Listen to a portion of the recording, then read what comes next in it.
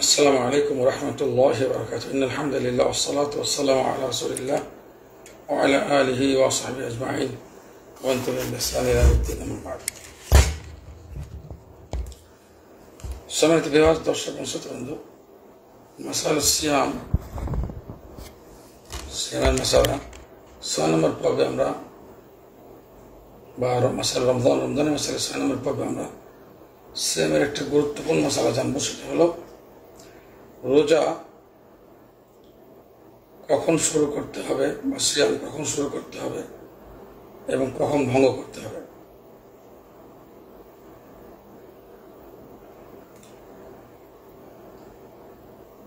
রোজা ইফতারিতে প্রথমে আসি,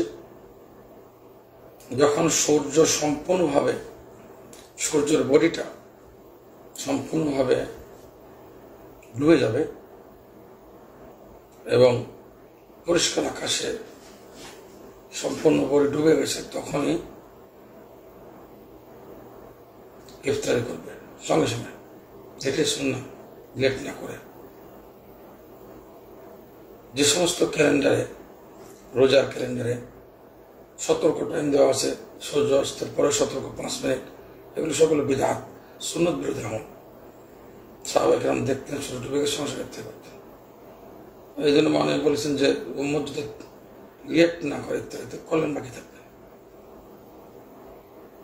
যে সমস্ত অ্যাপসে সঠিক টাইম দেওয়া সূর্যাস্তের, সেগুলো ফলো করবেন। শুরু কখন করতে হবে রোজা সিয়ামে?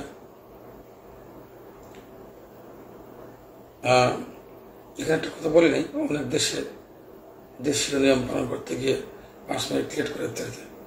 আপনারা সলাতুক ইংলিশে লিখতে পারেন, সলাতুক আরবিতে লিখতে পারেন, SALATUK। এই অ্যাপসটা ডাউনলোড করে সেখানে ওই স্থানের টাইম সিলেক্ট করলে, স্থান আপনি নির্ধারণ করেন, ওই স্থানের টাইমটা বলে দেবে, এটা ফলো করতে পারেন। এবার রোজা শুরু কখন থেকে করবে? ফজর হওয়ার সঙ্গে সঙ্গে সিয়াম শুরু হয়ে যাবে। ফজর মানে সোজা দেখতে, কোনো ক্যালেন্ডারে শুভে কাদির বা মিথ্যা সকাল দেওয়া আছে, তো এগুলো আসলে সোজা দিক না। রোজার সিয়ামের শুরু হবে যখনই সোজা দিক শুরু হবে।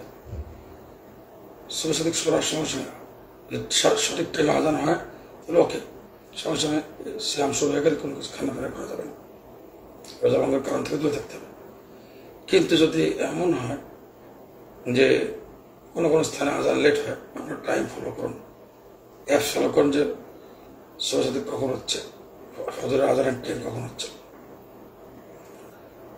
টাইম হয়ে গেলে রোজা শুরু হয়ে যাবে, আজান লেট হোক বা আগে হোক, এটার পরোয়া নেই।